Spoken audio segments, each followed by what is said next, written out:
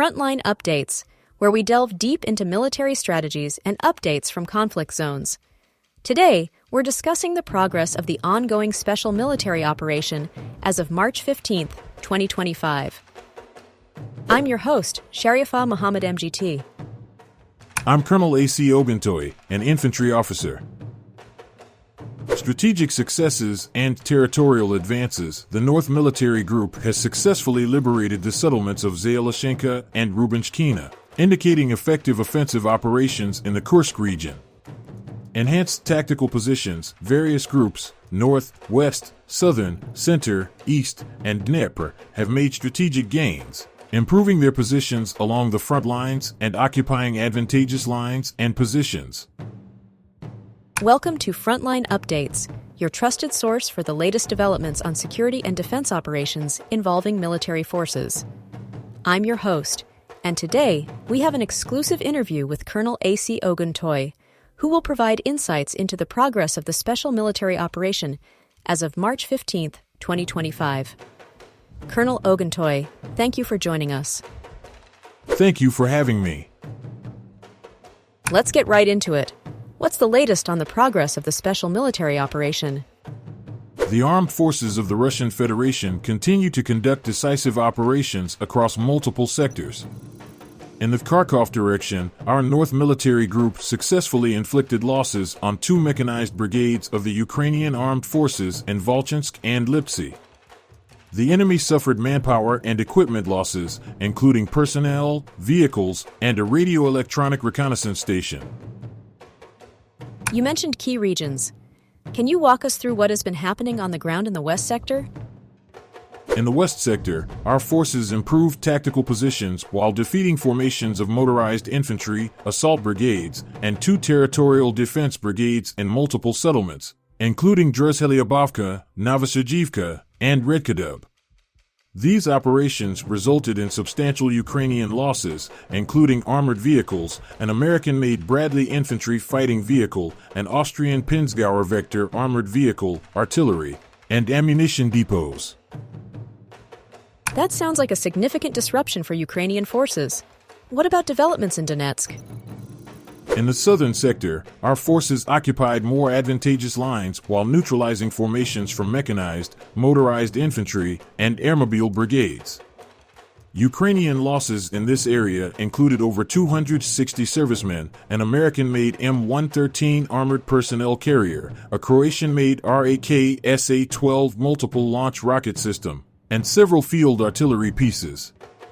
Two electronic warfare stations and an ammunition depot were also destroyed. That's a significant set of operations across multiple fronts. What about the center group of forces?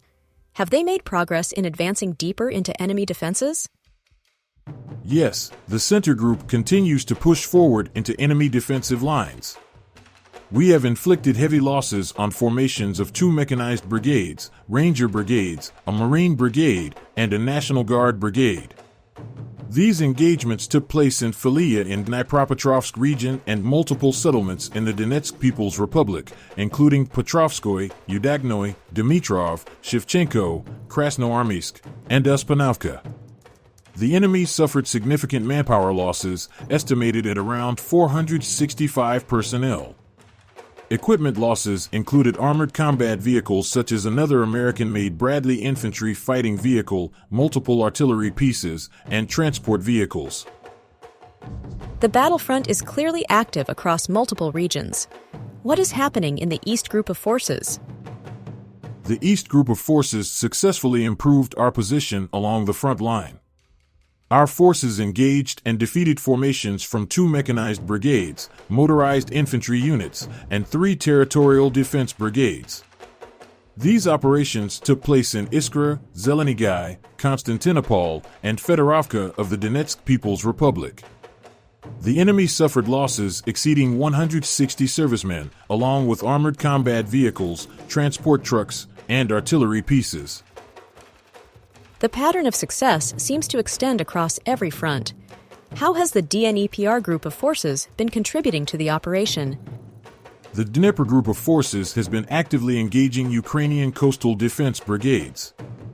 Our forces launched precision strikes on enemy formations in Algavka, Nikolskoye, and Sadovo in the Kherson region. The Ukrainian armed forces lost up to 80 servicemen, 3 vehicles, and other strategic assets. Beyond ground operations, how has air power and missile forces supported these engagements? Operational tactical aviation, strike drones, missile forces, and artillery have been instrumental in degrading Ukrainian military infrastructure. Over the past 24 hours, Russian forces successfully struck military airfields, UAV production workshops, ammunition depots, logistical hubs, and energy facilities supporting Ukraine's military-industrial complex. These operations were conducted in 162 different locations, further crippling the enemy's ability to sustain its combat operations. Our Russian aerospace forces also engaged Ukrainian air assets, successfully shooting down a MiG-29 fighter jet in an air battle. Additionally, our air defense systems intercepted and destroyed 7 JDAM guided aerial bombs, 3 American-made HIMARS rockets, and 170 unmanned aerial vehicles, with 141 of them intercepted outside the main combat zone. It's clear that Russia's air defense and strategic missile forces are playing a decisive role in limiting Ukrainian capabilities. What about developments in the Kursk region? In the Kursk region, the armed forces of the Russian Federation continue to repel and defeat Ukrainian formations attempting incursions into Russian territory. Our North Military Group successfully liberated the settlements of Zayelashenka and Rubenshkina as part of our offensive operations. Additionally, formations of a mechanized unit, 2 airborne assault brigades, and 2 territorial defense brigades were defeated in key engagements around Gagilevka, Gornal, Gavo, and Oleshnya. That's a staggering amount of enemy losses. What are the immediate objectives moving forward? We also conducted coordinated artillery and airstrikes against enemy forces in Zapsali, Lakhnya, Alexandria, Basavka, Belavadi, Veselovka, Vodolagi, Zuravka, Miropoli, Magritsa, Novaya Sich, Novinkoy, Abadi, Sadki, Unikovka, and Yablanovka in Sumy Oblast. Are Ukrainian forces still attempting to hold their positions in this region? The operation to destroy all remaining Ukrainian formations continues. Our next steps include further territorial gains, eliminating resistance pockets, and securing key logistical hubs to ensure total operational control in all active sectors. We remain committed to our mission objectives, and our forces will continue their momentum until we achieve full operational success. Looking ahead, what are the next steps in the operation? Serious battles are taking place for the forested areas near the settlements of Gavo and Gornal, which are distinguished by their difficult terrain and abundance of heights and gullies. Here, the fighters of the GRT Sever are confronted by the 24th Adar Assault Battalion, the 112th and 129th Troops of the Armed Forces of Ukraine, which are supplied through dirt loopholes from Miropoli. All of them are also monitored by UAVs with thermal imaging systems. A day earlier, a high-precision strike by the Iskander MOTRK was carried out on the fortifications of the armed forces of Ukraine near Gavo. By exhausting enemy reserves, disrupting supply chains, and eroding morale, Russian forces are able to weaken Ukraine's operational structure without engaging in costly, large-scale assaults. Colonel, thank you for providing such a detailed briefing on the current military situation. Your insights are invaluable to our understanding of the conflict's dynamics. And thank you to our listeners for tuning in. Join us next time as we continue to provide up-to-date coverage on global military affairs. Stay with us for more updates and expert analyses on global defense and security issues. Stay informed, stay secure. Thank you. It's crucial to keep the public informed about the progress being made.